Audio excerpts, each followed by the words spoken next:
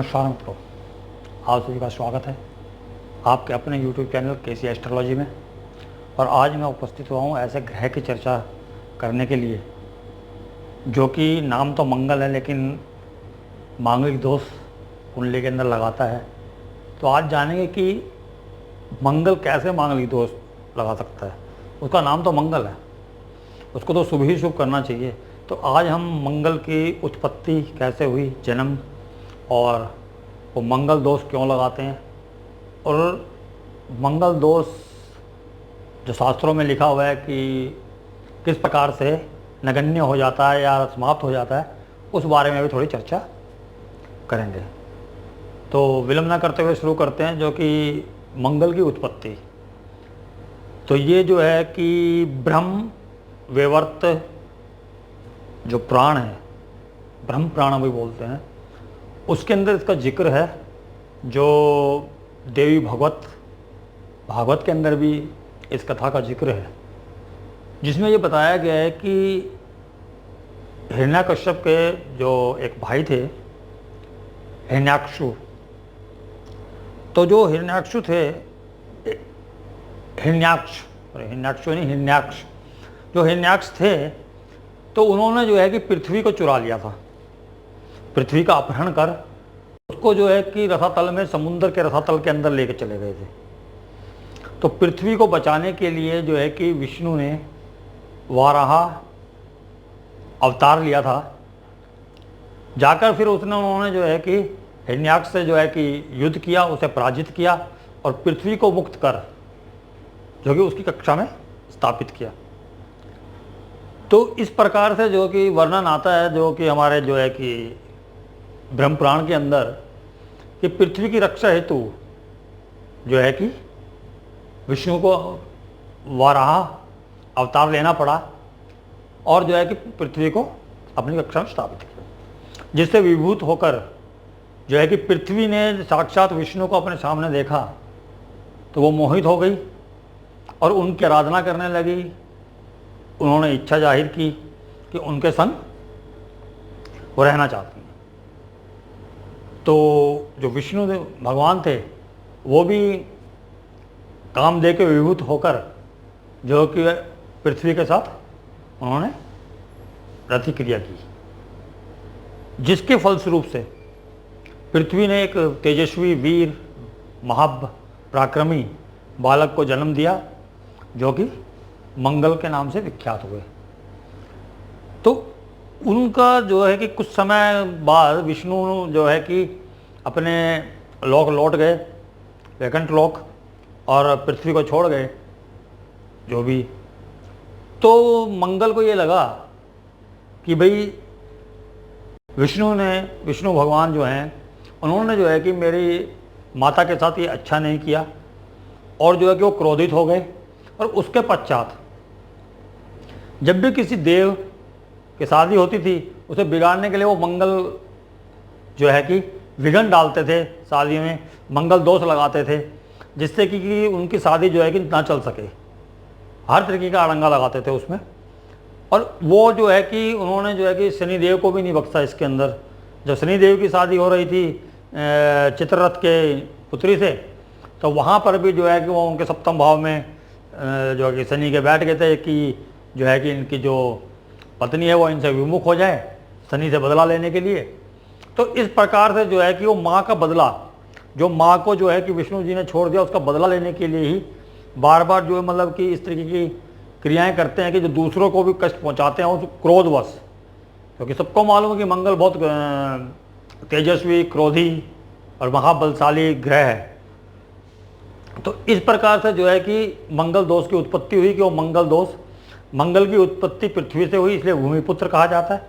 मंगल दोष वो इसी कारण लगाते हैं कि उनको लगता है कि उनकी माता जो भूमि है उनका अपमान हुआ। तो इससे बचने के लिए जो कि बोला गया है कि मंगल की आराधना करें और जो है कि पूजा पाठ करें, तो उनसे उनकी जो है कि मंगल दोष खत्म हो जाता है। लेकिन इसके अलावा बोला जाता है कि अगर मंगल, जैसे कि पहले मंगल दोष बता देते हैं कहाँ लगा था, 12वें घर में, पहले घर में, चौथे में, 7वें में, 8वें में अगर मंगल बैठा हो। और कुछ ज्योतिष आचार्य जो है कि दूसरे भाव के अंदर भी मंगल को जो है कि मांगलिक दोष मानते हैं कि वहाँ से वो अष्टम पे दृष्टि डालते हैं इस कारणवश। तो उनका जो है कि इन जगह पर बैठना मंगल दोष बोला गया है।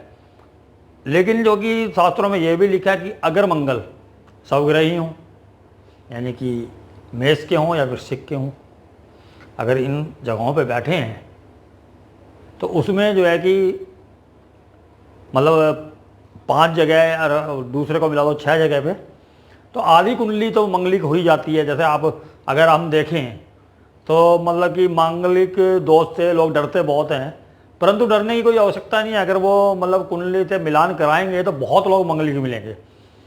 क्योंकि आप ये देखिए ना कि अगर 12वें पहला दूसरा 3 ये हो गए, चौथा 7वां और 8वां 3 ये, यानी कि आधी कुंडली जो है मांगलिक, तो हमारी आधी जनसंख्या मांगलिक है। तो इसमें डरने की कोई बात नहीं है कि वो कुंडली मिलान करा सकते हैं। और कुंडली मिलान आज के समय में तो तकरीबन लोग कराते ही हैं, तो आसानी से आपको दूसरा मांगलिक वर या वधू मिल जाएगी। परंतु लेकिन कहते हैं कि भाई जो इन जगहों पर अगर मेष राशि का या वृश्चिक राशि का मंगल हो, या मंगल जो है कि मकर राशि का उच्च का हो, तो मंगल दोष नहीं लगता है। इसके अलावा बोला जाता है कि अगर चंद्रमा मंगल के साथ हो तो भी ये दोष नहीं लगता है। इसके अलावा बोला जाता है कि अगर आपकी कुंडली के अंदर जिस स्थान पे मंगल है, मान लीजिए कि आपका जो जन्म पत्री है उसमें मंगल यहाँ पर है, तो जो आप जिसको वर या वधू के रूप में चुन रहे हैं, इसी घर के अंदर शनि, सूर्य, राहु, केतु कोई पाप ग्रह है, तो ये मंगल दोष खत्म हो जाता है। और कुछ ज्योतिष आचार्यों का मानना है कि मंगल दोष जो है गुरु और शुक्र और शनि से समाप्त होता है। क्योंकि वो कहते हैं कि अगर आपकी कुंडली में यहाँ मंगल है, अगर दूसरी की कुंडली में यहाँ गुरु है, तो गुरु एक जो है कि समझदार ग्रह है, ज्ञानवान ग्रह है। वो जो मंगल के जो एनर्जी है उसको कंट्रोल कर सकता है या उसको सहन कर सकता है, यानी वो एक तरीके से गाड़ी पटड़ी पर चलने के लिए लायक बना सकता है अपने घर जीवन को। इतनी परेशानियां वहाँ नहीं आएंगी। इसी प्रकार से कुछ लोग बोलते हैं शुक्र, अगर शुक्र यहाँ हो तो शुक्र हमारे काम इच्छाओं का जो है कि कारक है, शादी का भी कारक है, और वो हमारे प्यार का कारक है, और जो है कि मंगल पोरस का कारक है। तो जिसकी भी कुंडली के अंदर मंगल होगा उसके अंदर एनर्जी ज़्यादा होगी, और जिसके अंदर जो है कि शुक्र उसी स्थान पर बैठा होगा तो वहाँ पर जो है कि प्यार ज़्यादा होगा, तो उनमें भी आपस में कहते हैं निभ जाती है। इसी प्रकार से बोलते हैं कि शनि, और शनि इसलिए बोलते हैं कि जब शनि के ऊपर जब मंगल ने जो अपना मंगल दोष लगाया था, मंगल की कुंडली में सप्तम भाव में बैठ गए थे, तो शनि खुद जाकर जो है कि अपने पत्नी के बचाव में, उनके सप्तम भाव के अंदर बोला जाता है कि उनके बचाव में सामने खड़े हो गए थे, यानी कि मंगल से उन्होंने संघर्ष किया था, तो मंगल का जो दोष समाप्त करने के लिए। इसलिए जब बोलते हैं कि जब शनि वहाँ पर हो, शनि बहुत समझदार है, मंगल जो है एग्रेसिव है, शनि समझदार है। तो अगर एक की कुंडली में वहाँ मंगल है जो कि बहुत ही ज़्यादा एग्रेसिव है, दूसरी की कुंडली में वहाँ पर शनि है जो बहुत ही वैराग्य है, बहुत ही शांत, बहुत ही समझदार, बहुत ही धीरे धीरे समझ कर काम करने वाला हो, तो वो उस सिचुएशन को संभाल सकता है जो मंगल क्रिएट करेगा, जो वहाँ पर जो है कि उथल पुथल मचाएगा मंगल, उसको कंट्रोल शनि कर सकता है। तो शास्त्रों में इन तरीके का जिक्र है, जिसमें कि लोगों ने ये बोला है कि भाई ये ज्योतिषाचार्य बोलते हैं कि मंगल की जो है कि आप जो है कि कुंडली मिलान कर ही शादी करें, तो ठीक है, कोई दिक्कत नहीं, मैं भी मानता हूँ। तो उसमें क्या है कि तो आधी जनसंख्या हमारी मंगल की है, उसमें कोई दिक्कत नहीं है। लेकिन अगर वैसे निवारण बोला जाता कि जैसे अगर मंगल वहाँ ना हो, तो मंगल से मांगलिक की शादी करने के बजाय अगर जहाँ पर मंगल है वहाँ अगर शनि है किसी का, तो वो ज़्यादा श्रेष्ठ मंगल की काट करता है, वो मंगल दोष को ज़्यादा समाप्त करता है। और दूसरे कहीं शास्त्र में मैंने पढ़ा था कि उसके अंदर एक कंडीशन और भी है कि बोलते हैं कि 28 साल के अंदर जो कि मंगल का दोष स्वयं समाप्त हो जाता है, ऐसा बोला गया है। तो उसकी कंडीशन ये है कि जब बोला गया है कि जब शनि जहां उपस्थित होता है, जब वहां से चक्कर लगाकर वो 30 साल में वापसी वहां जाता है, और जो कि उस शास्त्र के अंदर जो है वो ज्योतिषाचार्य ने जो है कि ये बोला था कि जब शनि चलता है और जब मंगल के पास पहुंचता है, मंगल के ऊपर से गुजरता है, तो मंगल दोष समाप्त हो जाता है शनि के उस प्रभाव से। तो अगर उस तरीके से देखें तो जिनकी कुंडली के अंदर मान लीजिए कि मंगल यहाँ है, यहाँ की बजाय चलो यहीं मान लेते हैं मंगल यहाँ है और जो है कि शनि यहाँ है, तो 30 साल के अंदर ये, और यह मान लीजिए कि जो कि इसकी डिग्री जो है कि 25, 26, 27 जो कि लास्ट डिग्रियों पे है ये 25 मान लेते हैं, ये 25 डिग्री पे है मंगल। तो शनि को यहाँ से जब राउंड लगाकर और जब वापस जाएगा तो तकरीबन 28 साल लग जाएंगे, क्योंकि 30 साल में वो पूरा करता है। तो अगर यहाँ पर लास्ट में है और यहाँ शनि कहीं 5 डिग्री 7 डिग्री कहीं तो होगा ही, तो उसके हिसाब से देखें तो 28 साल 28.5 साल के अंदर शनि वापसी उस राशि में जहाँ पर मंगल होगा, अगर शनि से मंगल अलग अलग जगह पे है तो वो समाप्त हो जाता है। और शनि के साथ अगर मंगल है तो 30 साल में समाप्त होता है, तो ज़्यादा से ज़्यादा 30 साल। और इसकी बजाय अगर शनि यहां पर है तो वो सिर्फ शनि जब तक रहेगा उसका जो मंगल दोष बचपन के अंदर, जब ये इसको पार करेगा, यानी ज़्यादा से ज़्यादा 3, 3.5, हद से हद जो है कि 5, क्योंकि 2.5 साल इस घर के और 2.5 साल इस घर के जो कि शनि के हैं। तो इस प्रकार से उस ज्योतिषाचार्यों ने जो है कि ये भी एक मत रखा है कि शनि, इसीलिए मंगल का 28 साल के बाद जो है कि जो मंगल दोष खत्म हो जाता है। कुछ लोग बोलते हैं कि 28 साल की उसकी उम्र होती है, उसके बाद वो खुद ही छीन पड़ जाता है और जो है कि एनर्जी लेवल कम हो जाता है। लेकिन मेरा मानना ये है कि जो शनि की जो चाल है, जो कि शनि के जो मैंने अभी कथा बताई थी, जो शनि की जो शादी हो रही थी जो कि चित्ररथ की बेटी से, वो उसके उस समय पे मंगल ने चंद्र के साथ मिलकर जो है कि एक षड्यंत्र रचा था कि शनि की शादी बिगाड़ी जाए। उसमें शनि ने उसको हैंडल किया था। तो इस वजह से जो है कि माना जाता है कि जब शनि का चक्र पूरा होता है तो वो साढ़े साथी वो मांगलिक दोष खत्म हो जाता है। तो उस मांगलिक दोष को ख़त्म करने के लिए आप 28 साल 28.5 साल इंतजार भी कर सकते हैं। और आजकल के जनरेशन के अंदर तो 28 साल 30 साल में तो शादी करते ही हैं बच्चे लोग जो स्टडीज़ कर रहे हैं, तो उनके साथ तो कोई दिक्कत ही नहीं है, उनके तो उम्र हो ही जाती है, तकरीबन अपना कैरियर सेट करते करते ये उम्र आ जाती है। लेकिन जो बच्चे जो मतलब कि जल्दी जिनकी शादियां हो रही हैं, जो माता पिता के दबाव में हो रही हैं या माता पिता करना चाहते हैं या खुद बच्चों की इच्छा है, तो उसके अंदर जो है कुंडली मिलान करते वक्त ये जरूरी नहीं है कि मंगल है, और मंगल को देख के ना घबराएं, मंगल से कुछ नहीं होता।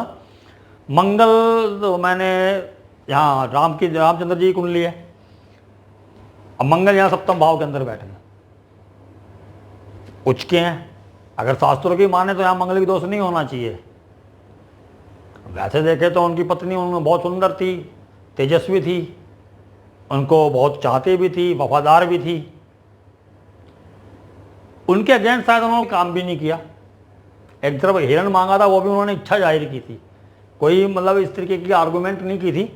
तो उस तरीके से देखा जाए तो मंगल, और ऊपर से जो है कि मंगल के ऊपर गुरु और चंद्र दो शुभ ग्रह, जो कि कई शास्त्रों में बोला गया कि अगर मंगल के ऊपर गुरु की दृष्टि आ जाए, अगर वो मांगलिक है और उस पर गुरु की दृष्टि है तो वो मंगल दोष खत्म हो जाता है। परंतु हम जो कि हम श्री रामचंद्र जी कुंडली के अंदर देखें तो वहाँ पर गुरु और चंद्र दो शुभ ग्रह, एक सवग्रही हैं, एक उच्च के हैं, और मंगल खुद उच्च के हैं। जैसा कि मैंने अभी बताया, शास्त्रों में लिखा है कि जब उच्च के मंगल होते हैं तो मंगल दोष खत्म हो जाता है। परंतु मेरा मानना है कि वहाँ पर कुछ ना कुछ जो मंगल है उनकी एनर्जी तो रहेगी। तो उसका क्या मतलब ये कि जो अगर मंगल जो है कि उच्च का या सवग्रही होता है तो वो एग्रेशन तो देता पर उतना नहीं देता, और तो वो एग्रेशन देता है जीवन साथी के अंदर, एनर्जी बहुत ज़्यादा होती है। तो इस तरीके के जो है तो वो चीज़ें हैं। और इसके अंदर जो है कि दूसरी बात ये है कि अगर मंगल लगन के अंदर है तो वो स्वयं के शरीर के ऊपर, यानी उन्हें गुस्सा बहुत ज़्यादा आएगा, बात बात पर लड़ने भागेगा, हार ना मानने वाली प्रवृत्ति आ जाएगी उनके अंदर। अगर वही मंगल जो है कि चौथे घर में है तो घर के माहौल के अंदर जो है कि फिर आर्थिक तंगी दे सकता है, वहाँ जो है लड़ाई झगड़ा दे सकता है, घर का वातावरण खराब कर सकता है। सातवें भाव है तो पत्नी में थोड़ा आर्गूमेंट झगड़े हो सकते हैं। तो ये सिर्फ मंगल की वजह से नहीं है। अगर आप ये सोचो कि सिर्फ मंगल की वजह से मंगल दोष हो गया जी, ये बिगड़ जाएगी। हाँ, एक बात मैं स्पष्ट कर देना चाहता हूँ कि मंगल होने से जीवन साथी के प्राणों पर संकट होता है, ऐसा बोला गया है, लेकिन मैं नहीं मानता। क्योंकि अकेला मंगल, जिसका नाम मंगल है, वो अमंगल, इतना बड़ा मंगल तो नहीं कर सकता। वो दूसरे की शादी बिगाड़ना एक अलग बात है, बदला लेने के लिए उसने करा है, लेकिन इतना मंगल नहीं। क्योंकि आप देख सकते हो श्री राम की कुंडली के अंदर सप्तम भाव में है। हाँ, उनकी जो वाइफ है उनके साथ ज़्यादा नहीं रह पाई, परंतु उन दोनों में से किसी की भी मृत्यु मंगल दोष की वजह से नहीं हुई। तो उस वजह से जो है कि देखा जाए, और अब मान लीजिए कि कल मैंने एक वीडियो बनाया, उसमें बिल गेट्स की दी थी मैंने जन्मपत्री, उनका भी मंगल बुध के साथ में चौथे घर में था, बिल गेट्स की जो कुंडली है, और शनि जो है कि पंचम भाव से देख रहा था सप्तम भाव को, यानी कि दो दो पाप प्रभाव हैं। परंतु जो है कि तब भी उनके जो है कि जो वाइफ भी है बहुत खुश हैं, और उनके बच्चे हैं 3-4, वो भी बहुत खुश हैं। तो इस तरीके से मैं ये नहीं कह सकता कि सिर्फ मंगल की वजह से ऐसा कुछ हो सकता है, क्योंकि जो मैंने बिल गेट्स की कुंडली बनाई थी उसके अंदर मिथुन लगन था। मिथुन लगन के अंदर शनि योग कारक हो जाते हैं, और शनि की योग कारक होने के लिए उनकी दृष्टि, जो बुरा प्रभाव शनि की दृष्टि ने डालना था वो नहीं डालेगी, वो उसका बचाव करेगी।